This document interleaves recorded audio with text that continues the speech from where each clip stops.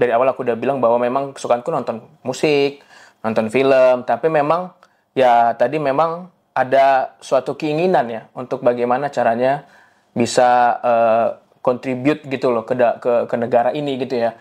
Nah makanya awal-awalnya pas saat itu setelah lulus saya jadi lawyer gitu ya. Nah jadi ya 3 tahun aku sebenarnya nggak pernah WFH bang. Oh iya? Iya 3 tahun pandemi kemarin tuh aku tidak pernah WFH, selalu masuk ke dalam kantor. Oh gitu, berarti harus setiap kali masuk harus ada tes juga dong? Yes. Wah ini hidung bang udah berkali-kali bang. Oh iya. Jangan dia udah ada jalur sendiri bang. Jadi kalau bisa sebenarnya ke depannya pada saat kita mau mendigitalisasikan suatu proses bisnis, terutama di sektor keuangan, pastikan juga yang lainnya, pendukungnya, enabler-enablernya, itu juga harus juga berjalan dengan sama gitu loh, pace-nya sama. Jangan ada yang ketinggalan pace-nya, karena kalau pace-nya ada yang ketinggalan, maka ini juga tidak akan efektif. Sebenarnya kalau kita bicara mengenai kripto, kita bicara mengenai velocity, bang. Nah, mungkin let's say harga yang ada beredar sekarang adalah total transaksi ada 1 triliun gitu ya. Oke. Tapi itu bukan 1 triliun sebenarnya transaksinya. Karena kita bicara mengenai velocity. Oke. Abang itu bisa buy sell itu bisa 10 kali, bang. Oke. Kalau buy sell abang 10 kali tapi abang punya aset 1 triliun kan abang kan sebenarnya uang yang abang transaksikan kan bukan 1 triliun.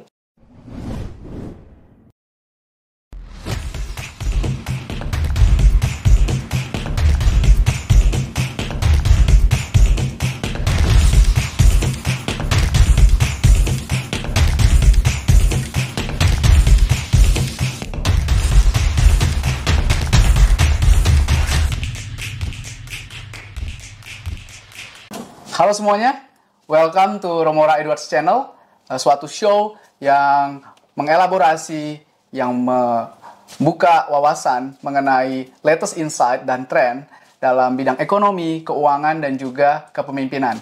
Hari ini kita kedatangan tamu spesial, Advento Silaban, SHLLM. Dia adalah seorang digital financial analyst dari Digital Financial Innovation Group di OJK. Sebelumnya, Advento atau sering disebut Teto adalah staf dari Ketua Dewan Komisioner OJK di tahun 2017-2022. Teto sebelumnya mengambil atau mengenyam edukasi dari Universitas Edinburgh dan mendapatkan Best Dissertation di Law School, serta dia mengambil pendidikan sarjana dari Universitas Indonesia, juga di bidang hukum. Pada hari ini, kita akan mendiskusikan mengenai perkembangan terbaru dari industri jasa keuangan. Kita juga akan bicara tentang bagaimana regulasi, inovasi ini bisa berjalan beriringan untuk mendorong pertumbuhan ekonomi di Indonesia dan meningkatkan akses keuangan bagi seluruh masyarakat. Dengan adanya 270 juta populasi Indonesia yang mayoritas adalah anak-anak muda yang tech savvy, tentunya ini mendorong pertumbuhan digital ekonomi yang sangat cepat di Indonesia.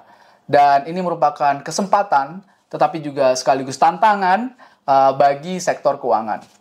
Mulai dari fintech, bank, bahkan asuransi, sekarang berlomba-lomba untuk menjadi kompetitif dengan cara meningkatkan kemampuan digital mereka. Jadi teman-teman, please sit back and relax dan enjoy insightful and thought-provoking conversation mengenai future of finance di Indonesia dan beyond. Oke teman-teman. Oke, halo Teto. Halo bang. Apa kabar? Sehat. Kamu kabar? Baik dong, sehat dong. Iya, jadi sebelum kita mulai nih tuh, kita akan play semacam fun games. Oke. Yang pertama adalah, siapa sih tokoh sejarah yang Teto kagumi? Dan kalau misalkan bisa diajak dinner, siapa nih yang akan Teto pilih dan kenapa? Kalau aku ya bang ya, misalnya karena memang dunia musik dan film itu memang sangat-sangat berpengaruh lah dalam hidupku juga dan dalam karirku juga sebenarnya ya. Jadi memang kalau ada kesempatan untuk melakukan makan malam dengan salah satu historical figure, mungkin aku akan memilih John Lennon kali ya dari The Beatles. Karena ternyata banyak hal yang bisa dipengaruhi oleh seni gitu loh. Ternyata ada perpolitikan, terus bagaimana cara menghentikan perang dengan adanya lirik-lirik yang dibuat oleh The Beatles pada saat itu, dan bagaimana cara mereka untuk bisa memberikan pengaruh kepada pemerintah sehingga apapun yang memang mereka lakukan atau mereka suarakan itu juga ternyata bisa didengar oleh pemerintah gitu loh. Nah mungkin itu yang mungkin akan yang agak sedikit kurang di masa sekarang ya. Jadi memang orang mungkin terlalu sekarang sudah mulai meniadakan adanya musik mungkin atau film. Jadi ya unsur-unsur yang tadi yang ternyata bisa berpengaruh ke politik, ekonomi, dan mungkin perdamaian itu bisa jadi sudah mulai hilang dan lebih pada sifat-sifat komersialnya saja, Bang. Kira-kira gitu sih. Oke, menarik. Jadi John Lennon yang sering sekali lirik-lirik lagunya itu membawa pesan-pesan perdamaian dunia. Yes. Dan tentu ini penting banget ketika dunia mengalami krisis. Sekarang ini ada geopolitical war dan seterusnya ya. Menarik Teto. Kita ke topik 2 nih. Yang topik kedua ini tentang two truth and a lie. Kita mulai dari aku ya. Boleh. Oke, jadi yang pertama aku akan share statement tentang aku, two truth and one lies. Pertama itu aku adalah orang yang suka masak. Yes. Yang kedua, aku bisa main gitar. Ya. Yang ketiga, aku suka berenang. Ya. Kira-kira dari situ mana yang lies? Yang live-nya udah pasti main gitar sih, Bang. Soalnya nggak pernah ngeliat abang main gitar sama sekali sih. Oh gitu ya? Jadi memang ya, kalau ya tadi masak ya oke lah. Karena kan abang juga pernah di luar negeri, jadi paling nggak ya terpaksa harus bisa masak kan. Kan nggak mungkin keluar terus makan ya kan. Ya kita tahu kan sama-sama beasiswa gitu kan. Pasti nggak mungkin kan ya. Jadi kalau main gitar kayaknya nggak pernah lihat deh, Bang. Kayaknya main gitar deh. Bener banget. Jadi teman-teman memang Teto ini kan cousin aku ya. Dia sepupu yang sangat dekat dengan aku. Kita main bareng, kita olahraga bareng. Jadi dia tahu banyak hal dan ini lulus. Bener ya? Tes ini ya. Untuk selanjutnya Aku ya? Oke. Yang pertama itu aku jago main golf. Oke. Nah, yang kedua adalah aku itu pernah ranking 46 dari 47 ya di pas SMA lah. Gitu ya. Nah, yang ketiga adalah aku itu suka makanan Manado. Oke. Jadi aku tebak yang lies ya. Yang lies ya. Yang lies ya. Kayaknya juara 46 deh. Dari 47 ya? Iya. Salah, Bang. Oh ya? Ya. Itu benar. Itu truth. Itu truth, benar. Jadi dia pas zaman-zaman SMA dulu aku tuh pernah ranking 46 dari 47. Itu wah rasanya tertampar banget sih, Bang. Oh gitu ya? Karena memang selama ini kan nggak pernah ada. Itu kan udah hampir nggak naik kelas. Untung aja masih naik kelas, tapi cuman ya udahlah ya.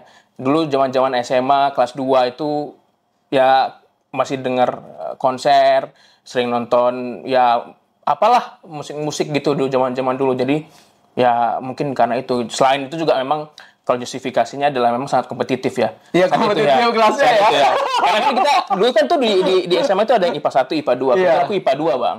Jadi IPA 1, IPA 2 itu termasuk yang jagoan lah.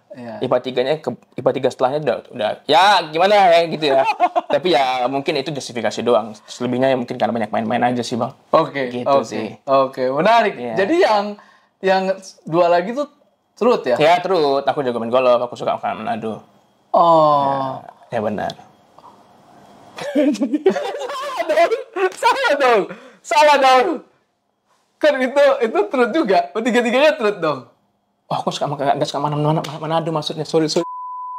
Oke, jadi kita lanjut nih ya. Iya, Bang. Ke topik podcast hari ini. Yang agak berat lah ini ya. Yang agak berat lah dikit ya. Agak berat ya. Ya mungkin untuk tadi udah cerita tentang Teto siapa, tapi boleh nggak cerita lebih jauh nih tentang dirimu tuh dan juga apa yang membawa atau pengalaman-pengalaman apa saja yang membawa dirimu sampai pada saat ini? Jadi sebenarnya gini, Bang, aku itu tidak pernah merasa diriku serius ya, orang yang serius. Jadi kan tadi dari awal aku udah bilang bahwa memang kesukaanku nonton musik, nonton film, tapi memang ya tadi memang ada suatu keinginan ya untuk bagaimana caranya bisa contribute gitu loh ke negara ini gitu ya. Nah, makanya awal-awalnya pas saat itu setelah lulus saya jadi lawyer gitu ya. Setelah jadi lawyer, ternyata merasakan lawyer itu ternyata seperti ini ya. Dan setahun itu menurutku sudah cukup untuk merasakan bagaimana menjadi lawyer gitu ya. Nah, setelah itu ya kita udah tahu hitamnya, kita tahu putihnya seperti apa di dalam dunia lawyer. Akhirnya aku memutusin untuk yaudah bagaimana kita Kalau bagaimana kalau aku tuh ya udah kita mendaftar di OJK saja. Nah, kebetulan hari itu ada pembukaan untuk OJK dan ada Bank Indonesia juga gitu loh. Jadi sama-sama lah ini, sama-sama di apa namanya aku daftar. Ternyata OJK dan Bank Indonesia sama-sama nih. Aku udah sampai di dalam tahap apa namanya medical check up, medical test, dan aku ternyata gagal di dalam BI, medical check up BI, tapi lulus di medical check up-nya OJK. Nah, ini mungkin something yang agak aneh juga, cuman tapi ya mungkin itu rezekinya ada di OJK. Nah, masuklah di OJK. Nah, sampai ternyata yang mendorong aku tetap survive di OJK ternyata sektor jasa keuangan itu menarik ya. Menarik banget. Ternyata tidak hanya kita bicara mengenai bagaimana mengawasinya, mengaturnya, ternyata juga orang-orang yang ada di dalam ekosistem ini ternyata juga punya ya beberapa hal-hal yang bisa dipelajari gitu. Dan memang mereka cukup knowledgeable gitu loh dalam bidangnya gitu, expert di bidangnya. Jadi karena kita tahu sendiri mengurusi sektor keuangan itu kan juga tidak mudah ya. Jadi memang kita harus atur dengan sedemikian rupa dan memang juga orangnya juga harus kompeten juga pastinya gitu loh. Nah, ternyata itulah mendorong aku tuh terus mempelajari, terus mengerti, terus ya ngulik lah gitu loh. Sampai akhirnya sekarang ada something yang new gitu ya tentang digital. Aku coba kulik lagi dan ternyata wah lebih besar lagi ternyata. Ke depannya bisa jadi sesuatu yang mungkin game changer gitu loh di sektor keuangan. Jadi kira-kira gitu sih, Bang. Gitu sih. Menarik. Jadi dirimu tadi cerita bahwa di OJK ketemu banyak orang yang kompeten, yang luar biasa begitu ya. Terutama tadi dirimu bicara soal kegiatan sebagai digital analis. Kira-kira dalam typical day in your life itu seperti apa sih saat menjadi digital analis? Ya. Sebenarnya kalau kita bicara dari awal OJK di tahun 2014 ya Bang ya, kan aku pernah jadi pengawas perbankan juga, pengawas bank juga. Terus setelah itu jadi sekolah, terus jadi staf ketua OJK pada saat itu ya 2017 sampai 2022 dan sekarang jadi digital analis. Memang setiap phase-nya itu beda-beda Bang ternyata. Jadi pengawas perbankan itu ada ya enaknya ada nggak enaknya. Pada saat menjadi staf ketua OJK itu ada enaknya ada nggak enaknya dan juga sekarang. Cuman hal-hal yang dipelajari itu bisa beda-beda. Sangat beda semuanya. Kalau kita bicara mengenai perbankan, ya kalau day to day-nya dalam kehidupan, ya memang kita datang ke banknya, kita awasin. Tapi kalau kan itu kan ada berkala ya Bang ya. Jadi kita nggak selalu masuk. Jadi kalau kita memang tidak harus ke bank ya kita seperti pegawai biasa aja pada umumnya gitu ya. Jadi mungkin 9 to 5, 9 to 6, 9 to 7 gitu ya. Masuknya ya gitu ya. Nah, kalau di pas staf ketua OJK itu beda lagi. Kebetulan pada saat itu lagi corona gitu loh, lagi pandemi. Jadi pas aku join itu tahun 2019, aku join sampai 2002 sampai berakhirnya masa pada saat itu. Wah, itu kalau Abang nanya day in the life tuh ya sangat-sangat tidak ada kesempatan gitu loh untuk mempunyai waktu untuk diri sendiri karena memang ya pada saat itu pandemi ini kan suatu yang baru gitu loh. Unprecedented. Kita nggak tahu bagaimana cara memitigasi karena ternyata krisis di kesehatan bisa masuk ke dalam krisis keuangan gitu loh. Ini kan something yang kita nggak pernah tahu bagaimana cara mengobatinya gitu loh. Nah, di saat itu kan kita semua unsur dari pemerintah, kementerian, lembaga, dan pengawas otoritas itu semua melakukan hal-hal yang sifatnya cepat dalam menanggapi ini gitu loh. Pasti rapatnya itu dari maraton Bang, pagi, siang, malam, jam 1 pagi, subuh itu selalu rapat gitu loh untuk membuat kebijakan yang memang yang tepat lah untuk memitigasi ini. Jadi kalau day in life-nya pada saat itu, ya kita nggak punya waktu untuk diri sendiri pastinya. Karena waktu kita adalah untuk bagaimana menelurkan kebijakan-kebijakan ini gitu loh. Nah, jadi ya 3 tahun aku sebenarnya nggak pernah WFH Bang. Oh iya? Ya, 3 tahun pandemi kemarin tuh aku tidak pernah WFH, selalu masuk ke dalam kantor. Oh gitu, berarti harus setiap kali masuk harus ada tes juga dong? Yes. Wah, ini Bang, udah Udah berkali-kali bang. Oh, iya. Jangan dia udah ada jalur sendiri bang. Jalur sendiri untuk tes ini antigennya gitu loh. Oke. Iya, jadi memang ya itu pengalamannya juga seru bang. Maksudnya kita kan on a daily basis kita bekerja dengan ketua OJK gitu loh. Itu sesuatu yang menyenangkan. Nah untuk yang sekarang itu lebih menyenangkan karena kita ada inovasi yang baru.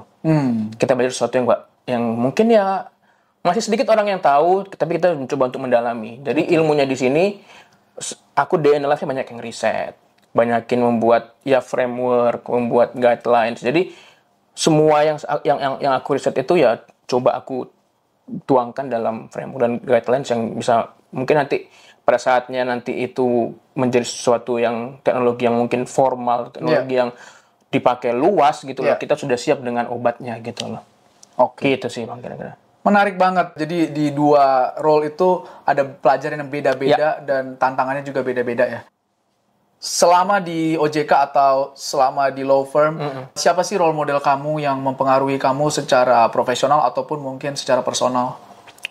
Kalau secara personal mungkin banyak ya bang ya, karena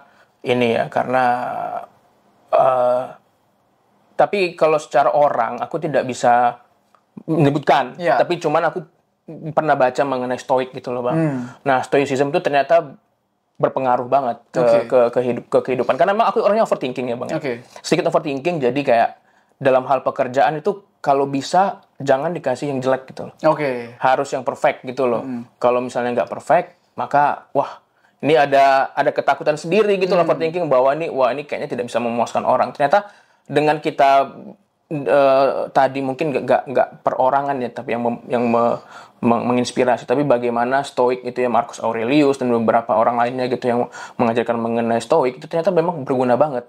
Apalagi di dunia pekerjaan yang memang stressful banget, apalagi ya tidak hanya pekerjaan tapi ya externality-nya seperti ya mungkin kemacetan Jakarta, mungkin ya polusi itu kan juga menjadi externality supaya membuat kita jadi yang mungkin punya negativity gitu ya dalam pekerjaan mungkin atau dalam kehidupan. Jadi being stoic itu ternyata juga jadi sesuatu yang memang obat lah, yang ampuh gitu loh untuk bisa cope dengan segala permasalahan yang mungkin yang kita hadapi termasuk pekerjaan, pribadi dan yang lain-lain gitu. Mungkin nanti teman-teman mungkin bisa melihat bukunya lah, mungkin ada buku yang 365 hari being stoic gitu tuh ada gitu loh. Terus Stoic in Life, ada beberapa buku yang bagus gitu loh. Dan yang paling bagus ya sebenarnya Meditation Marcus Aurelius, cuman ya itu kita bisa temukan di PDF-nya lah. Kalau bukunya saya mungkin udah ada lagi sih bang.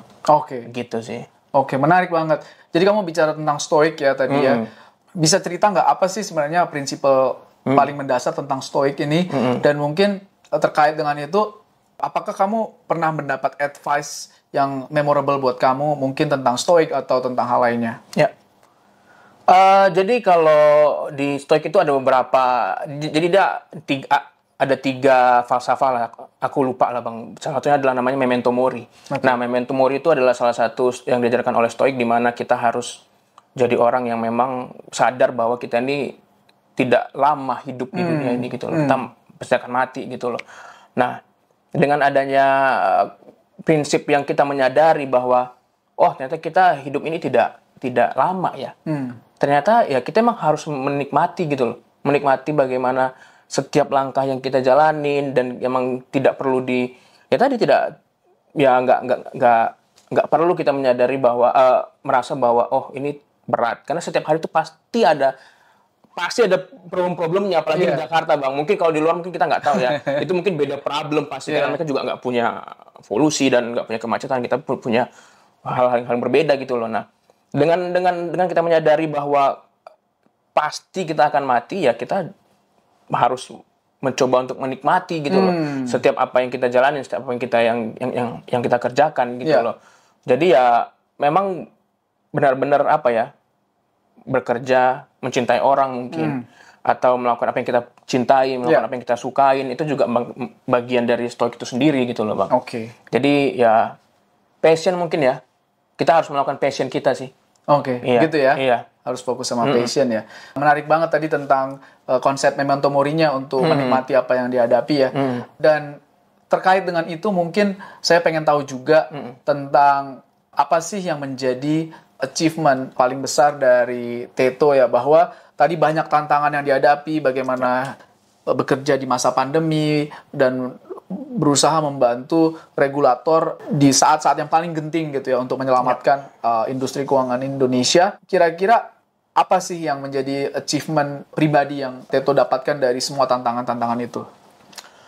Kalau achievement mungkin ini agak klise kali Bang ya. Cuman ya, jadi kayak tadi di awal aku bilang bahwa musik dan film itu menjadi kontributor terbesar dalam perjalanan karir. Itu benar-benar banget karena aku tuh dari kecil tuh nggak pernah ini Bang, nggak pernah belajar bahasa Inggris.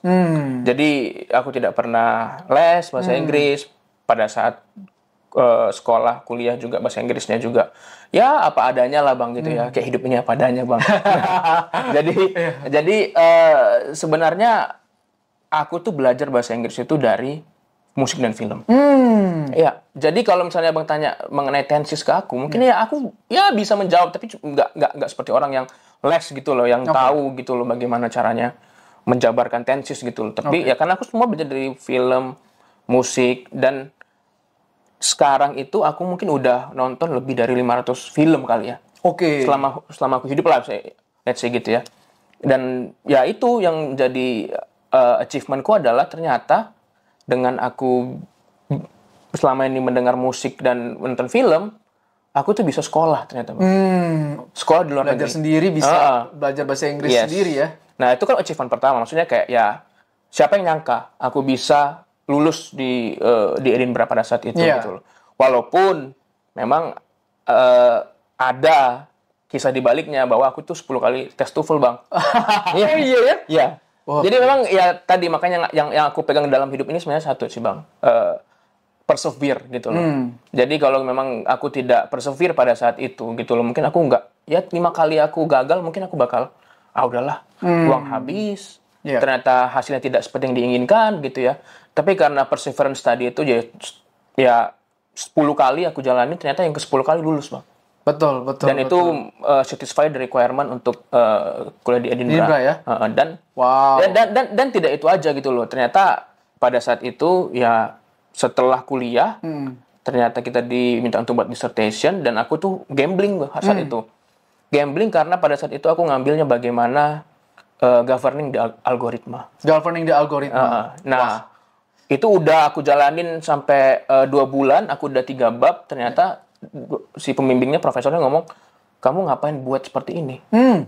Karena ya ngapain buat seperti ini sesuatu yang memang sifatnya kita waiting gitu loh. Jadi belum ada use case-nya lah gitu dalam bagaimana cara mengatur. Baru banget gitu loh. Dan mungkin mereka juga belum punya gambaran gitu loh. Harus seperti apa menggovern algoritma ini gitu ya.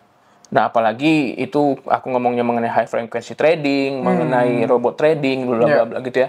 Nah, itu mereka belum punya gambarannya mungkin. Tapi ya udah aku enggak apa-apa, aku kerjakan aja. Aku kerjakan, ternyata pas pada saat penilaian nilaiku 85 dari 100, Bang. Wow, luar biasa.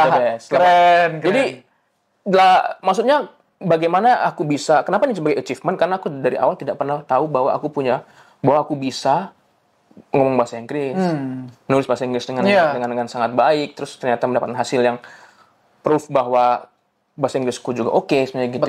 Betul. Nah, baru aku ternyata sadar bahwa oh iya ya, ternyata dengan achievement ini aku bisa tahu bahwa selama ini aku tuh nonton film itu nggak ada gunanya. Ada gunanya gitu loh. Jadi aku nggak perlu les, ternyata aku ada gunanya untuk nonton film. Oh gitu loh. Jadi semacam connecting the dots lah kalau kata Apple kan. Jadi kayak kita connecting the dots aja gitu sih. Iya. Menarik banget ya. Jadi tadi itu aku garis bawahi yang tadi persevere ya. Saat mendaftar ke Edinburgh, tes TOEFL berkali-kali, istilahnya 10 kali coba, 9 kali gagal, tapi 1 kali bagus gitu ya. Jadi memang dalam hidup ini kita nggak pernah tahu kapan kita akan akhirnya mendekati award atau prize itu ya. Yang pasti jangan pernah menyerah gitu ya. Tapi kalau berhenti, kita kan nggak tahu ternyata di percobaan selanjutnya ternyata dapat gitu, Bang. Betul. Iya kan? Iya. Tapi kita udah sempat berhenti. Akhirnya ya udah kita nggak dapat apa-apa. Tapi kalau tadi aku coba yang ke-10 dan itu pada saat keluar tuh pada saat hari Valentine. Wih. Akhirnya keluar tuh di hari Valentine. 14 Februari aku ingat banget, Bang. Oh. 14 Februari 2018. Iya. Itu keluar yang 10. Yang tes yang ke-10. Wah. Ternyata lulus. Wah, puji Tuhan. Kalau enggak kan kita enggak jadi sekolah, Bang. Betul. Enggak bisa ngeliat Inggris kan gitu ya. itu apa? TOEFL-nya ingat hasilnya, tapi waktu Valentine itu ingat sama siapa, ingat nggak? Oh, ada beberapa pilihan sih, Bang. Ada 2 sih. Ada 2 hal tiga, tapi nggak tahu ya. Nggak tahu ya. Kayaknya nggak jadi deh. Aku lupa, Bang. Lupa. Kayaknya nggak jadi tuh. Oke. Menarik banget itu. Seru banget nih diskusinya teman-teman soal bagaimana Teto melewati perjalanan hidupnya dan juga kehidupan profesional dia sebagai digital analis, juga sebagai staff buat Ketua Dewan Komisioner OJK.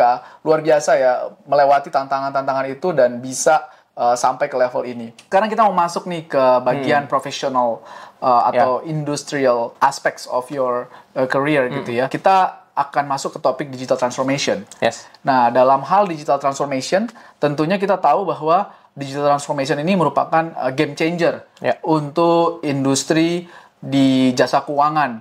Kita tahu COVID atau pandemi ini juga mempercepat, mengakselerasi nih bentuk-bentuk baru dari bank, asuransi selama pandemi ini.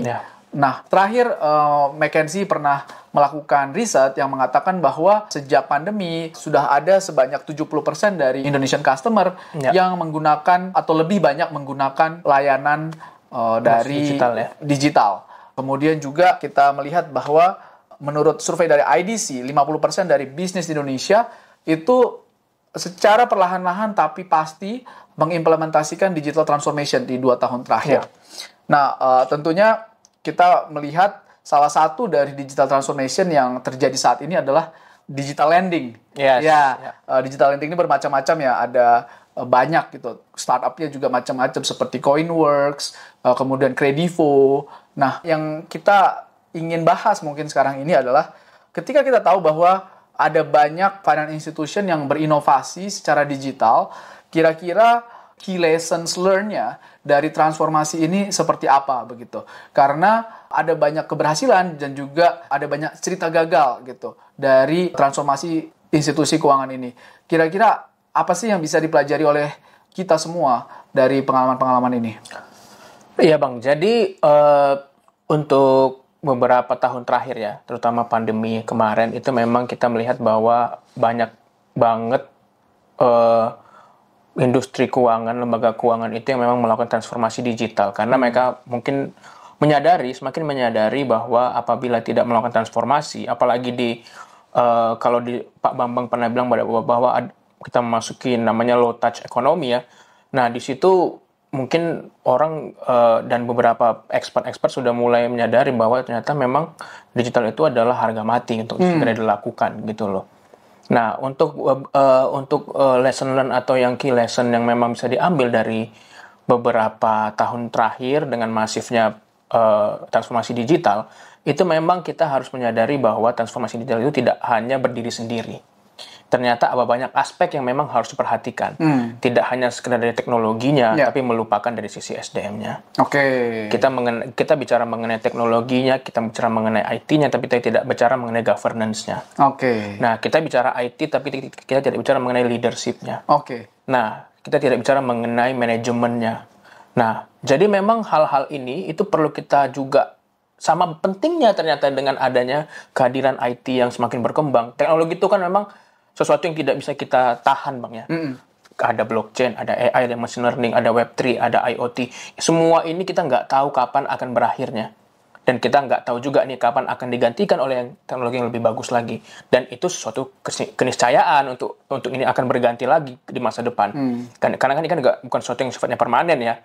Nah, tapi kalau tidak kita membangun dari sisi pendukungnya, enablernya, seperti tadi ada SDM-nya, governance-nya, manajemen di dalamnya, digital leadership-nya seperti apa. Nah, ini nggak akan pernah jalan.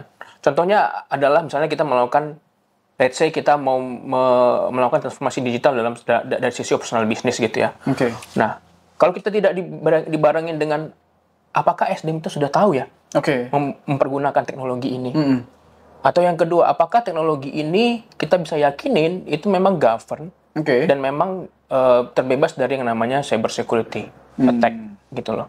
Nah, atau kita harus pastikan apakah memang leadernya itu mendukung adanya ini.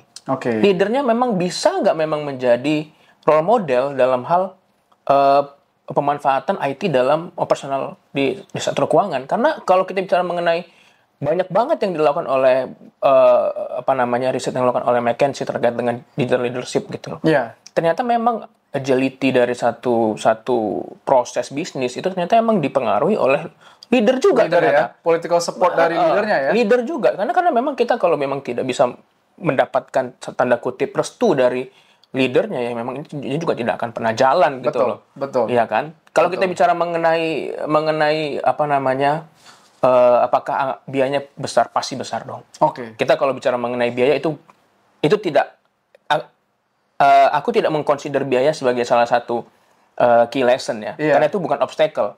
Karena kita bicara mengenai IT, kita harus siap dengan uang. Tapi kalau tadi SDM-nya, leadernya, manajemennya, governance-nya, nah ini sesuatu yang sebenarnya terlupakan dalam pengembangan ini. Ya. Nah, jadi kalau bisa sebenarnya ke depannya, pada saat kita mau mendigitalisasikan suatu proses bisnis, terutama di sektor keuangan, pastikan juga yang lainnya, pendukungnya, enabler-enablernya, itu juga harus juga berjalan dengan sama gitu loh, pace-nya sama. Jangan ada yang ketinggalan pace-nya, karena kalau pace-nya ada yang ketinggalan, maka ini juga tidak akan efektif. Tidak dari sisi pemanfaatan IT atau teknologi yang majunya. Karena kita bicara mengenai machine learning, kita bicara mengenai, ya sekarang orang pada sibuk dengan ChatGPT gitu ya. Cuman tadi, apakah kita tahu cara memakainya dengan govern gitu loh? Oke. Apakah memang SDM kita tahu memakai ini untuk sesuatu yang sifatnya memang memberikan manfaat positif bagi organisasi gitu loh. Kalau misalnya kita nggak tahu, cuman ya itu teknologi, karena gini, di luar itu mereka menyatakan bahwa ChatGPT manusia, human is the API of ChatGPT. Oke. Is the API of ChatGPT. Iya. Jadi human itu adalah API dari ChatGPT. Apa tuh maksudnya? Jadi API itu kan artinya kan kita connect ya, Bang. Iya. Interoperability. Sync lah ya. Bisa sync gitu ya. Jadi kalau memang human-nya tidak bisa mempergunakan ChatGPT atau kita tidak connect dalam artian kita punya connect itu dalam artian ini kita tahu nggak sih makainya? Apakah memang kita tahu nggak rule dari AI itu seperti apa ya? Etikanya seperti apa ya? Itu nggak akan bisa efektif karena kalau misalnya Bang lihat bisa mungkin cek sekarang kayak mungkin bagaimana cara how to kill someone kita buat di ChatGPT, dia tidak akan menjawab. Oh gitu ya? Iya, karena dia dibangun atas etika. Oke. Gitu loh. Nah jadi kalau di dalam machine learning itu ada namanya cost function. Nah cost function ini juga dia membahas mengenai akurasi, membahas mengenai reward and punishment. Jadi ya si ChatGPT-nya akan terpanis kalau misalnya dia diberitahu hal-hal yang tidak memenuhi standar etika. Oke. Nah, makanya kita menjadi API-nya. Kalau kita tidak benar, dia juga tidak benar gitu loh, tidak efektif gitu penggunaannya. Betul. Nah, gitu loh. Jadi mau seperti apapun jenisnya, kemajuannya, tingkat sophisticated-nya dari satu teknologi, kalau human-nya seperti itu aja ya memang tidak akan efektif, Bang. Tidak akan efektif ya. Luar biasa ya. Jadi tentang tadi itu bagaimana menggovern itu kan terkait dengan regulasi ya. Dan ini makin menantang begitu karena seperti yang tadi Teto bilang, ChatGPT itu kan buat banyak orang itu black box ya. Mesin apa sih yang bekerja di dalamnya sehingga begitu efektif gitu. Tentunya ini tantangan bagi regulasi di Indonesia begitu. Mungkin sebelum kita nanti ngobrol lagi tentang berbagai hal soal regulasi, salah satu yang menarik adalah tadi Teto bilang digital transformation merupakan suatu keharusan begitu. Dan Teto tadi saya ingin pushback bahwa cost bukan suatu masalah gitu. Namun ada beberapa bank atau beberapa institusi keuangan nih yang dia pengen transform digitally tapi cost-nya terlalu tinggi buat dia dengan skala ekonomi dia. Kira-kira ini bagaimana kita menanggapinya ya? Karena kalau misalkan dia nggak melakukan digital transformasi, profitability-nya bisa menurun, kemudian juga yang tentunya kita takut ini bisa menciptakan systemic risk, misalkan seperti itu. Kira-kira aspek-aspek apa sih yang harus dijalankan buat perusahaan-perusahaan kecil yang punya systemic risk yang besar gitu? Apakah harus konsolidasi atau ada peraturan-peraturan khusus yang perlu ditetapkan Tito supaya di era digital transformation ini semuanya itu bisa tetap sehat, baik perusahaan besar maupun perusahaan kecil yang berlomba-lomba itu. Sebenarnya memang benar Bang, kemampuan dari lembaga keuangan di Indonesia itu pasti beragam lah ya. Beragam banget, ada mulai dari yang paling kecil sampai yang paling besar skalanya gitu loh. Dan memang mereka juga men-serve konsumen juga, tidak ada yang men-serve bahkan konsumennya itu juga mempunyai level dan mempunyai jenis yang berbeda-beda juga. Ada yang mungkin yang men-serve di daerah pedesaan, ada yang men-serve di daerah perkotaan. Pokoknya mereka memang men-serve konsumen dari beberapa level dan tingkatan yang berbeda-beda gitu ya. Nah, mungkin memang ini menjadi satu masalah. Kalau misalnya mereka tidak segera melakukan transformasi digital. Cuman memang perlu dilihat apakah skalabilitasnya. Apakah memang pada saat kita melakukan itu, transformasi itu, apakah memang akan ada benefitnya ke kita. Nah, jadi memang mengukur transformasi ini juga harus mengukur skalabilitas kita mampu nggak untuk melakukannya. Benefitnya seperti apa. Nah, kalau kita bicara mengenai konsolidasi, kita bicara mengenai merger, akuisisi, dan lain-lain, itu kan adalah end goal-nya ya. Setelah kita memang tahu bahwa kita perlu melakukan apa gitu loh di dalam mendukung transformasi digital di sektor keuangan ini gitu loh. Tapi kalau kita nggak bisa melihat bahwa aku butuhnya hanya di bagian A ya untuk yang digitalkan, yang B dan C dan D kayaknya belum perlu deh gitu loh. Jadi kita emang harus melihat skala-skalanya juga. Jadi jangan terlalu jor-joran gitu loh, masif gitu loh, nggak juga. Karena kan ini memang kalau di sektor keuangan kan diaturnya secara prudent gitu ya Bang ya. Diatur prudent itu artinya ya memang tidak bisa keluar dari koridor ketentuan. Jadi walaupun sekarang kalau kita bicara mengenai ketentuan di sektor di bagian teknologi itu biasanya principle based. Jadi memang kita hanya mengatur prinsip-prinsipnya dan tidak terlalu ketat gitu. Tapi khusus untuk yang memang sektor keuangan yang punya risiko yang lumayan besar, itu tetap ada prudensialnya gitu loh. Nah, jadi pada saat makanya banyak faktor yang perlu dilihat. Tadi skalabilitasnya, kedua apakah kita pada saat melakukan ini kita tetap bisa comply nggak ya dengan ketentuan yang ada gitu loh. Jangan sampai pada saat kita melakukan ini banyak transformasi di beberapa lini bisnis gitu, ternyata pada saat kita mau comply ternyata ada requirement kita yang nggak checklist gitu loh, nggak sanggup gitu loh. Nah, jadinya kan ini kan juga jadi backfire juga buat kita, buat lembaga keuangan dan juga buat regulator karena gitu kan. Nah, jadi memang kita perlu melihat semuanya dari segala aspek. Apakah memang ini berguna tidak berguna. Nah, karena memang kalau di teknologi itu ada namanya white labeling, Bang. Nah, jadi white labeling ini menjadi salah satu solusi juga kalau misalnya memang kita tidak bisa mengembangkan sendiri teknologinya, kita bisa pinjam dari teknologi orang lain. Outsource gitu kita mau outsource ke orang lain ya. Itu namanya white labeling. Jadi ya banyak cara-cara yang memang kita bisa lakukan. Cuman memang tadi kalau tidak bisa kita pastikan bahwa ini bermanfaat buat kita, ya jangan dulu. Jangan masuk situ ya. Iya, karena kita juga harus mengukur. Somehow kan kayak kalau kita bicara mengenai machine learning, kita bicara mengenai AI, itu kita bisa melihat bahwa kebutuhan konsumen itu sepertinya A, B, C, D, E. Kita bisa melihat preferensi dari semua produk, kita bisa kurasi preferensinya seperti ini untuk konsumen seperti A misalnya gitu. Untuk Bang Mora butuhnya apa? Misalnya jaket, baju putih atau apa. Nah, kita langsung bisa menawarkan barang untuk targeted konsumen itu gitu loh. Tapi kalau bank kecil atau mungkin lembaga keuangan lain kan mereka nggak yang men-serve konsumen yang bukan seperti Bang Mora, kan mereka nggak perlu melakukan kurasi itu. Kalau tidak perlu melakukan kurasi standar itu, aja ya. Ya udah bisnis as usual. Tapi mungkin ada hal yang mungkin ditransformasi untuk mempercepat bisnis proses yang selama ini sudah ada gitu loh. Jadi lebih efisien, kerja lebih efisien, lebih efektif dan tidak time consuming yang seperti ini atau dan mungkin tidak space consuming juga. Jadi kayak banyak dokumen di mana-mana gitu loh kan. Jadi ya yang cukupnya seperti itu aja. Dimulai dari yang paling kecil, nggak usah sampai yang kita harus cari yang targeted konsumen seperti apa, kita kasih produk seperti apa. Kita nggak bicara itu. Jadi ya bicara besar, kita bicara besar, kita bicara kecil, kita bicara kecil. Jadi memang sesuai skala masing-masing lembaga keuangannya aja, Bang. Oke. Gitu sih. Iya, intinya pandai-pandai mengukur kemampuan sendiri ya. Iya. Oke, menarik. Jadi selain digital transformation, kita tahu juga nih, Teto, bahwa sekarang banyak sekali orang yang invest di virtual asset. Yes. Ya, bahkan ada yang bilang jumlahnya itu sekarang dari pasar virtual asset atau seperti kripto, Ya. itu hampir 2 triliun US dollar. Pernah Oke. mencapai level itu. Oke. Nah, tentunya ini kan bagi orang yang nggak mau ketinggalan, Ya. pasti akan coba juga meskipun dia nggak tahu virtual asset. Dan ini merupakan tantangan gitu bagi investor dan bisnis di Indonesia. Ya. Bagaimana menanggapi ini? Padahal barangnya masih asing tapi sudah dicoba begitu. Ya. Kira-kira bagaimana sih yang menjadi faktor-faktor yang perlu diperhatikan bagi investor ataupun bisnis saat pengen berinvestasi ke virtual asset ini?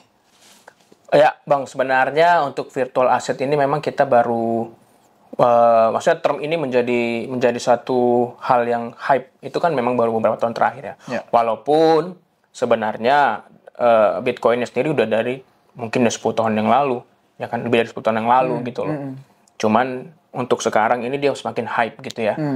Nah, mungkin aku harus bicara dari awalnya aja, awalnya dulu ya Bang ya. Maksudnya kayak bahwa kemunculannya ini memang kan harus disadari bahwa kemunculan virtual asset itu dan memang banyak yang lured in di sini itu karena memang ternyata suku bunga US Oke, rendah yang ya. memang pada saat itu rendah. Ya. Jadi kan memang orang pada seeking yield ya Bang ya. Maksudnya ya siapa lagi yang bisa memberikan yield yang besar gitu loh.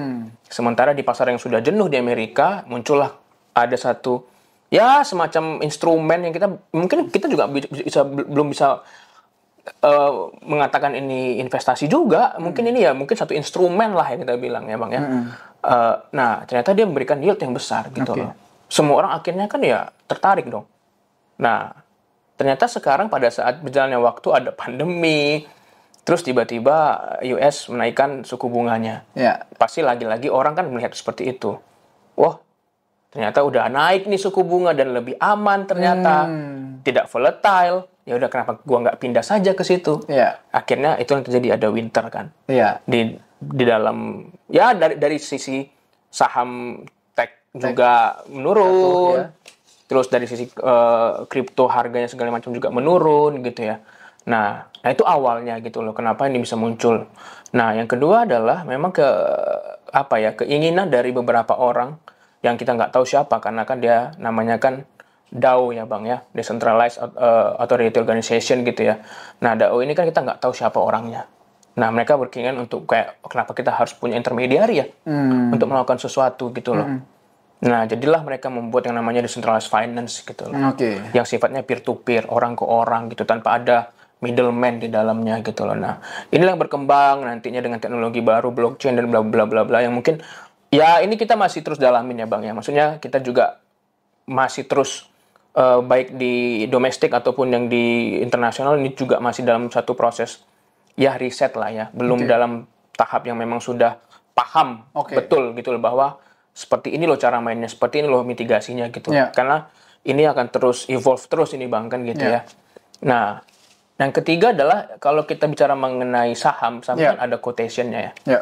Saham itu kita tahu bahwa ada fundamentalnya dan kita tahu bagaimana mempricing-nya gitu ya. Tapi kalau misalnya kita bicara mengenai kripto ataupun virtual asset lah, itu kan murni peer to peer ya. Abang punya berapa, aku mau berapa. Bang, ya udah aku beli punya abang dengan harga segini. Ya tidak supply and demand. Betul. Karena ya ini ya sama seperti kita jual barang antik aja Bang. Aku punya barang antik, aku hargain sukaku ya 20 juta misalnya gitu. Ya Abang terima nggak? Ya terima, ya udah segitu aja. Tidak ada supply and demand di sini. Yang besar gitu ya. Tidak ada karena memang ya kita sesuka hati aja. Nah, biasanya kalau kita bicara literatur memang harganya itu dipengaruhi dari tingkat kesulitan dari melakukan miningnya sendiri. Dan memang kan pada saat melakukan mining itu kan memang itu harus memiliki superkomputer, terus memang harus memiliki skill dalam memecahkan kode-kodenya gitu-gitu ya. Nah, ini pun dihargain juga oleh minersnya juga tidak ada fundamentalnya, Bang. Misalnya saya seorang miner, saya tahu ini sulit, saya ini susah, saya hargain 10 US dollar. Ternyata mau dibeli sama orangnya gitu loh. Dan ya udah, why not? Gitu loh. Nah, jadi ya seperti ini, yang fundamental seperti ini gitu loh, yang memang jadinya harganya juga setiap detik, setiap jam mungkin terlalu volatile gitu ya, Bang, yang tidak bisa kita pantau gitu ya untuk ininya, untuk bagaimana dia kapan turun, dan tidak ada trading halt-nya juga. Kalau di saham kan pada saat dia turun banget dia bisa di halt tradingnya. Nah, ini berbeda banget untuk kripto atau beberapa virtual aset yang muncul sekarang gitu ya. Nah, tadi Abang menyinggung mengenai jumlah ya. Jumlah transaksi ya. Nah, sebenarnya kalau kita bicara mengenai kripto, kita bicara mengenai velocity, Bang. Nah, mungkin let's say harga yang ada beredar sekarang adalah total transaksi ada 1 triliun gitu ya. Tapi itu bukan 1 triliun sebenarnya transaksinya. Karena kita bicara mengenai velocity. Abang itu bisa buy sell itu bisa 10 kali, Bang. Kalau buy sell Abang 10 kali tapi Abang punya aset 1 triliun, kan Abang kan sebenarnya uang yang Abang transaksikan kan bukan 1 triliun. 1 triliun dibagi 10 kan gitu kan. 10 kali transaksi gitu loh. Nah, itulah velocity-nya gitu loh. Tapi terdengar seperti banyak gitu loh. Sebenarnya nggak terlalu banyak juga gitu transaksinya. Cuman velocity tinggi banget. Gitu loh. Velocity-nya, orang buy sell-nya itu kan beda sama buy sell-nya saham. Orang beli saham dia hold dulu. Sampai harga tertentu dia jual. Kalau dia mau jual, kalau enggak ya enggak. Tapi kalau kripto kita nggak tahu, Bang. Dia jual, beli. Nah, inilah velocity ini yang buat jadinya harganya volatile, dan ini juga buat orang jadinya punya besar gitu loh, tinggi gitu loh. Seakan-akan tinggi transaksinya gitu loh.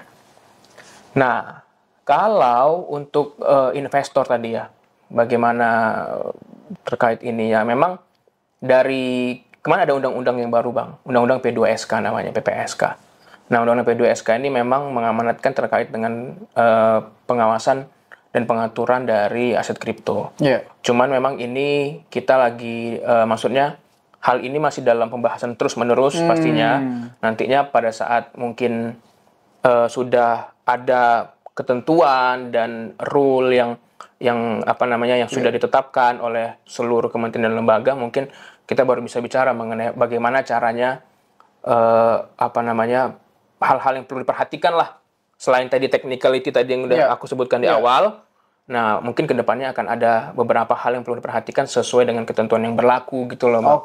Ya, jadi memang ini kita masih bicara mengenai ketentuannya seperti apa, kita belum tahu. Nanti ketentuannya ini kita akan lihat sendiri, dan kita akan merumuskan lah investor tuh harus seperti apa gitu loh. Dalam melakukan bisnis di sini gitu loh. Cuman ya tadi, kalau kita bicara mengenai ketentuan yang sudah ada ketentuan pajak kripto sudah ada keluar.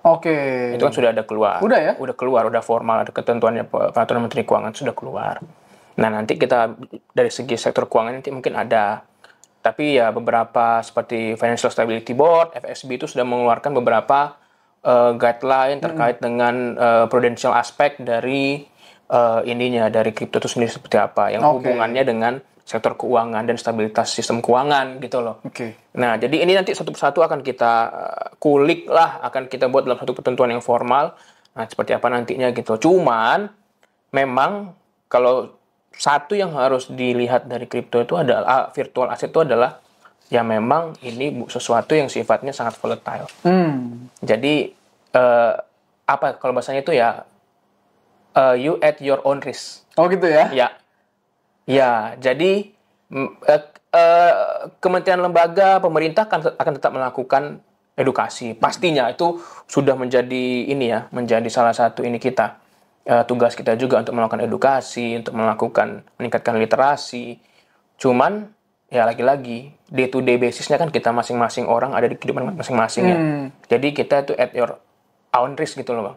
Harus tahu bahwa high return, high risk. Itu kita melakukan itu at our own risk. Ya, jadi memang kita harus mengerti bagaimana cara mainnya, kita harus mengerti bagaimana ini nanti menghasilkan returnnya seperti apa. Kita harus mengerti, ini yang terdaftar, ini yang ilegal, ini yang non ilegal gitu loh. Kalau ini kita udah mengerti dan kita sudah paham resikonya, disitulah kita baru melakukan transaksi gitu loh. Gitu sih. Cuman kalau mengenai kelembagaannya, exchange-nya, apapun nanti pendukungnya gitu ya, bursanya mungkin apapun nanti sifatnya pendukung dari ekosistem ini, kita baru bisa ngomong nanti setelah ketentuannya berlaku gitu loh Bang. Oke. Gitu. Ketentuan tadi yang namanya ketentuan turunan dari Undang-Undang P2SK gitu. P2SK ya. Iya. Oke. Kita tahu bahwa pertumbuhan digital ekonomi di Indonesia menurut dari laporan Google, Temasek, dan Bain itu nilai dari digital ekonomi Indonesia akan mencapai 124 billion di tahun 2025. Betul. Namun peningkatan ini sepertinya mendapatkan tantangan di mana hanya kurang lebih 12.000 tenaga profesional AI yang ada. Dan juga kita tahu bahwa saat ini hanya 12% dari Indonesian business yang memiliki data maturity menurut PwC. Nah, menanggapi ini Teto, kira-kira dari yang Teto pahami, perkembangan AI di bidang atau di sektor keuangan ini paling jauh membantu di bagian apa?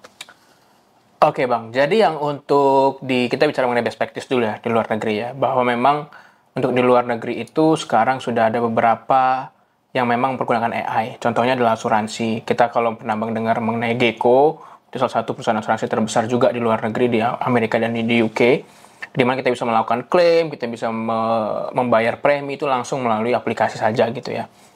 Nah, yang kedua adalah smart contract memang dipakai lah sebagai salah satu field dari si Gecko dan beberapa insurtech ini, di mana kayak tadi saya sudah ceritakan bahwa memang pada saat kita tidak telat membayar premi, maka kita bisa saja mobil yang kita pergunakan bisa langsung berhenti di jalan tiba-tiba. Karena itu terhubung dengan smart contract. Nah, itu sudah terjadi juga nih. Nah, untuk perbankan sendiri, itu perbankan kita bicara mengenai credit scoring.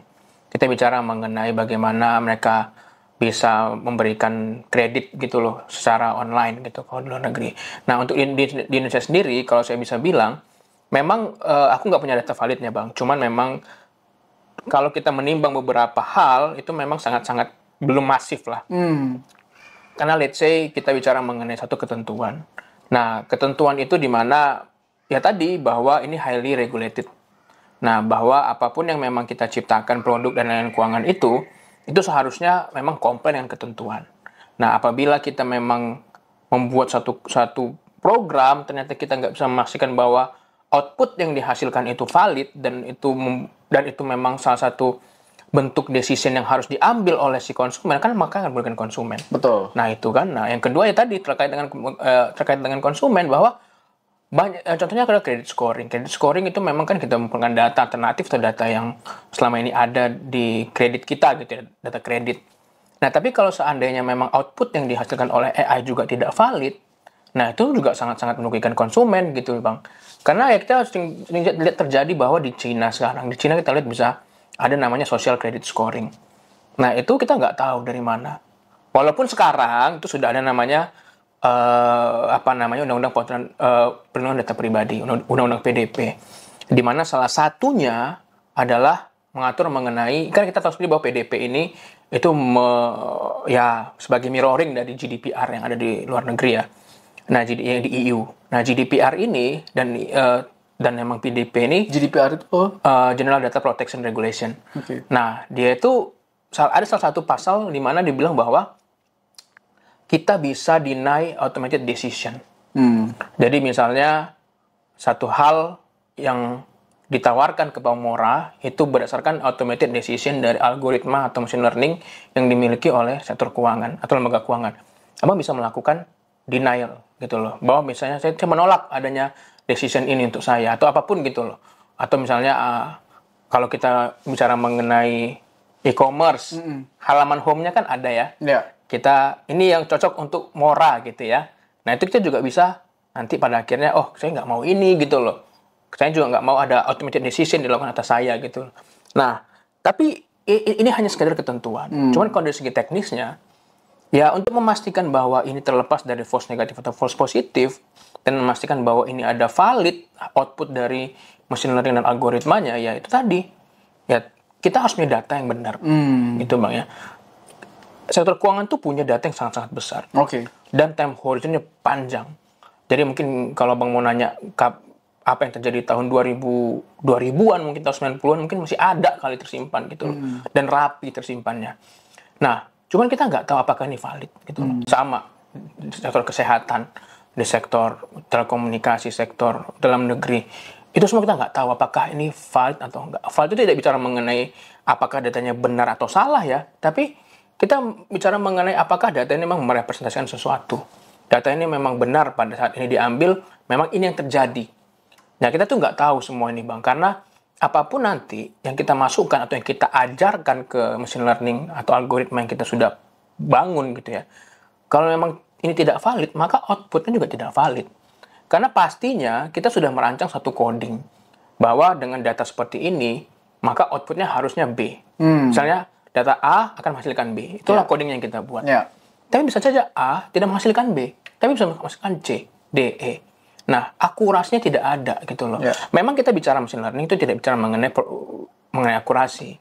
Kita bicara mengenai proximity to accuracy gitu loh. Jadi kita berusaha untuk mengajari machine learning dan AI-nya dengan data gitu, data yang valid sampai kita ketemu sebatas mana sih ini akurat, itu namanya tadi cost function tadi. Nah, cuman masalahnya adalah data kita apakah valid? Lagi-lagi itu. Makanya Pak Jokowi benar bahwa kita harus buat satu data nasional.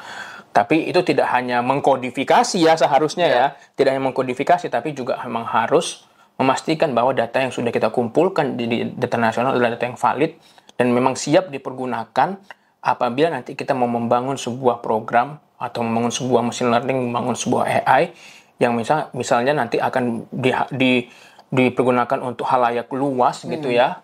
Nah, kita akan mendapatkan output yang bagus juga gitu loh. Jadi outputnya tidak false positif, tidak false negatif, tapi outputnya adalah ya sangat mendekati akurasi. Gitu sih Bang. Jadi ya itu tadi, tapi ya data itu semua harus juga didukung sama yang namanya talent. Tadi kita bilang bahwa personal AI itu sedikit gitu ya. Memang makanya itu penting banget sebenarnya yang namanya STEM gitu ya. STEM ini memang ya gimana ya, ya masih sedikit lah yang memang bergerak di bidang STEM gitu ya di Indonesia ini. Cuman tadi harusnya perusahaan-perusahaan tech company di Indonesia itu bisa saling bahu-membahu lah ya untuk memberikan ya semacam capability enhancement atau apapun gitu ya kepada orang-orang yang sudah bekerja atau yang masih mau bekerja mengenai IT-nya, bagaimana caranya membuat memprogram sesuatu yang sifatnya teknologi gitu-gitu. Nah, itu berarti makanya tadi aku bilang bahwa penggunaan AI ini harus memang dikembangkan multi stakeholder. Tidak hanya public tapi juga private. Kayak gitu sih, Bang. Thank you, Teto. Jadi dirimu tadi bilang bahwa banyak ya penggunaannya smart contract, kemudian credit scoring, tapi semuanya ini harus didukung oleh validitas data yang digunakan oleh SDM-SDM yang bagus juga begitu ya. Betul. Menarik. Jadi kita kembali atau melihat bahwa AI, machine learning ini juga mendorong tumbuhnya fintech di Indonesia. Kita melihat bahwa sejak 2015 itu pertumbuhan penggunaan adoption rate dari fintech itu naik 300%. Bahkan ada data yang menunjukkan bahwa 50% dari adult atau orang dewasa itu menggunakan paling tidak satu fintech. Organisasi atau fintech startup itu juga bermunculan. Bahkan lebih dari 100 buah sampai saat ini begitu. Nah, melihat hal ini, kira-kira dari pandangan Teto, khusus misalkan kita ambil satu kasus fintech lending, kira-kira apa saja sih yang dibuat oleh fintech lending ini, dan juga bagaimana sih menjamurnya fintech lending ini mempengaruhi behavior dari masyarakat Indonesia dalam menggunakan jasa keuangan?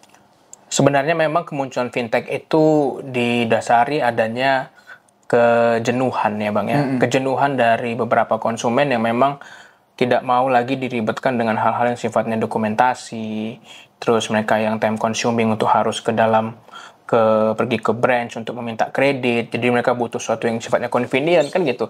Jadi kemunculan teknologi itu muncul karena adanya convenient, bahwa mereka butuhkan sebuah hal yang memang nyaman, mereka cepat gitu ya, dan itu disediakan oleh fintech pada saat itu, karena mereka memang bisnis modelnya ke arah di situ. Karena kalau kita bicara mengenai bisnis model perbankan kan sudah saklek ya gitu ya Bang ya. Nah, tapi kalau kita bicara mengenai fintech kan bisnis modelnya sudah sangat-sangat inilah ya, fluid lah gitu ya. Nah, cuman tadi itu dia mengubahnya itu karena memang banyak banget sebenarnya yang tawarkan. Nah, tadi ditawarkannya tidak hanya melalui platform mereka juga, tapi ditawarkannya juga melalui tadi e-commerce. Nah, jadi e-commerce dan sebenarnya sektor keuangan ini dari segi fintech itu memang juga dari segi pertumbuhan fintech sama-sama saling mempengaruhi.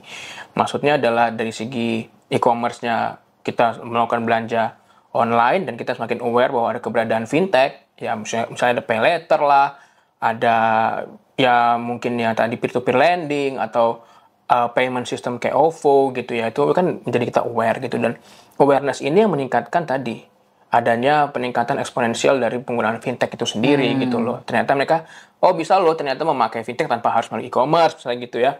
Nah itu yang terjadi sekarang ini gitu loh. Cuman tadi masalahnya adalah tidak hanya konsumen yang membuat ini menjadi besar gitu loh. Tidak hanya konsumen yang membuat ini menjadi semakin bertumbuh, tapi juga ketentuannya, peraturannya gitu loh. Aku yakin bahwa semua kementerian lembaga ya melalui tadi aku bilang bahwa ada orchestrated effort bahwa memang ini bagaimana ya caranya supaya menumbuhkan inovasi. Karena inovasi kan nggak hanya di sektor keuangan, ada juga sektor lain gitu ya. Nah, inovasi ini memang harus didukung sama ketentuan yang memang berlaku. Ketentuannya itu memang harus yang memang tidak hanya mementingkan mengenai inovasinya, juga bagaimana membuat sehat. Sehatnya itu kita ngomong mengenai bagaimana mitigasi risiko. Mitigasi risikonya banyak. Mengenai cyber security attack, mengenai perlindungan data pribadi, mengenai ya banyak hal yang terkait dengan teknologi gitu ya Bang ya. Nah, itu dan ini semuanya risiko baru. Kalau kita bicara mengenai risiko likuiditas, ya kita udah tahu Bang. Kita bicara mengenai risiko solvabilitas, kita udah tahu gitu ya. Nah, tapi kita bicara mengenai risiko data pribadi, ini bagaimana caranya membangunnya. Nah, makanya tadi di samping kita memang membangun ekosistem dalam hal kita membangun playernya, kita juga membangun yang namanya ekosistem pendukungnya dari segi enablernya. Bahwa ada ketentuannya, bahwa ada pengaturan yang memang yang lebih soft atau pengawasan yang lebih soft, tapi tidak melupakan mitigasi risiko dan perlindungan konsumennya. Jadi ini semua membuat yang tadi fintechnya tadi tidak hanya bertumbuh, juga sehat. Karena ada orang yang bertumbuh ya tidak sehat gitu loh Bang. Ada yang bertumbuh tidak sehat, tapi kita pengennya bertumbuh dan sehat. Karena kedepannya bisa jadi seiring dengan inovasi, fintech ini nggak mungkin mundur. Karena inovasinya terus maju. Inovasinya maju, teknologinya maju, maka fintechnya juga maju. Bisnis model juga semakin beragam. Kita bicara mengenai bisnis model yang sekarang aja kita sudah ribet. Apalagi bisnis model yang yang sophisticated banget gitu ya Bang ya. Nah, itu semua kita harus mitigasi. Nah, makanya kita harus meletakkan dulu dasar-dasarnya. Prinsip-prinsipnya seperti apa untuk mengatur, mengawasi dari fintech ini sendiri supaya tadi ekonominya tumbuh, ekonominya juga jadi mendapatkan benefit dari teknologi ini. Kira-kira seperti itu sih Bang. Menarik. Jadi fintech-fintech yang ada itu kita bisa sebenarnya atur sedemikian rupa agar mereka itu produk-produknya juga trustworthy dengan masyarakat. Sehingga masyarakat walaupun dia mencoba fintech tapi tidak kecewa gitu ya. Betul. Itu yang akan membuild up terus cycle yang positif dari pertumbuhan fintech. Betul. Ya, tadi yang kalau boleh saya summarize ya, bahwa masa depan dari industri jasa keuangan ini sangat tergantung pada ekosistem yang sehat, yang didukung oleh regulasi dan juga enabler di dalam ekosistem itu, baik itu SDM, governance, dan leadership yang clear ya. Sehingga semuanya itu bisa saling membuat virtuous cycle yang semakin baik gitu ya. Dan untuk itu maka dari regulator akan sangat berhati-hati untuk membuat peraturan dan juga untuk menjaga prinsip-prinsip yang sudah ada gitu ya. Tentunya yang disampaikan Teto hari ini tidak mewakili langsung dari otoritas jasa keuangan. Ini pribadi kita ya, ngobrol ya, diskusi ya. Betul. Dan mungkin sebelum kita mengakhiri acara ini, mungkin boleh share tentang final takeaway atau pesan terakhir yang pengen Teto sampaikan kepada audiens untuk merangkum acara ini, dan juga boleh dong minta alamat untuk Instagram ataupun LinkedIn dari Teto. Kalau Instagram nanti kita ini lagi tiba-tiba meledak lagi Bang. Kalau ini 10 juta viewers, 10 juta nih nanti yang follow ya Instagramku nih Bang. Wah, jadi 100 juta nih kayaknya. Kayaknya aku jadi tiba-tiba kalau meledak ini podcast kita ini, kayaknya aku jadi ini Bang, influencer Bang. Jadi udah nggak kerja kantoran lagi kayaknya nih Bang. Oke, jadi kalau key takeaway-nya, jadi apa ya Bang ya? Teknologi itu akan selalu ada. Cuman memang tadi kayak aku sampaikan bahwa human itu adalah API dari teknologi itu sendiri. Jadi kalau memang kita mempergunakan teknologi itu harus wise. Yang kedua adalah pada saat kita mau melakukan transformasi di masing-masing bidang kita ya, tidak hanya sektor keuangan, di industri bahkan sekarang juga sudah mulai besar gitu penggunaan teknologinya. Jangan pernah terburu-buru. Karena dari terkait dengan agility itu tidak hanya teknologi yang diperhatikan. Banyak hal yang perlu diperhatikan. Jadi kita harus mulai perlahan. Tapi kita punya suatu tujuan. Nah, tujuan inilah yang memang harus ditentukan oleh leadernya. Jadi memang ini semua jadi satu hal yang memang tidak bisa terlepas satu sama lain. Sehingga apabila kita mau menuju Indonesia yang memang lebih maju gitu ya, menuju Indonesia yang memang digital hub, sebagai digital memang memiliki kekuatan digital yang memang besar, itu memang perlu dari sisi human-nya, dari sisi yang paling kecil human, dari segi organisasi tadi yang didukung oleh banyak hal, tapi juga ada sisi yang lebih besar lagi seperti infrastruktur mendukung, IT, internet, jaringan telekomunikasi dan banyak hal lagi yang mendukung terciptanya teknologi yang menjadi backbone dari ekonomi Indonesia. Tapi ya percaya Bang bahwa ya mungkin 5, 10, 15, 25 tahun ke depan tuh mungkin backbone ini tidak semakin kuat gitu. Teknologi sebagai backbone ekonomi semakin kuat dan bisa memang diterapkan di tidak hanya di sektor keuangan tapi di industri-industri yang penting seperti manufacture, seperti ya tadi pengolahan dan lain-lain tuh bisa semakin masif sehingga kita bisa maju ekonominya dan nggak perlu takut sebenarnya. Kalau dibilang kita akan kehilangan pekerjaan, tidaklah. Karena konsep dari AI, machine learning, itu adalah human in the loop. Bahwa manusia tetap harus menjadi orang yang punya decision dan orang yang menjadi punya kontrol atas teknologi itu sendiri. Jadi itu sih yang memang yang harus kita tanamkan. Jangan takut. Jangan takut buat perubahan, jangan takut buat teknologi hanya karena, aku nanti akan kehilangan pekerjaan. Tidak. Karena inti dari teknologi adalah human in the loop. Nah, itu memang harus menjadi salah satu pegangan kita sehingga kedepannya teknologi akan menjadi lebih maju dan memang Indonesia akan lebih kita bisa lihat nanti perkembangan teknologinya dan perkembangan ekonominya beberapa tahun ke depan sangat-sangat maju sih Bang. Gitu sih. Thank you Teto. Makasih Bang. Ya, jadi tadi pesannya teman-teman jangan takut dengan digital transformation karena human is always in the loop, tapi harus wise dan jangan terburu-buru. Baik teman-teman, semua leader-leader dari industri finance, juga profesional dan juga para pengamat ekonomi dan keuangan, jangan lupa untuk stay informed, karena stay informed merupakan kunci sukses. Dan untuk itu, jangan lupa untuk keep learning, keep exploring, dan keep finding, pushing the boundaries to the next level. Terima kasih dan sampai jumpa lagi di podcast Romo Edward seterusnya. Subscribe dan see you. Thank you.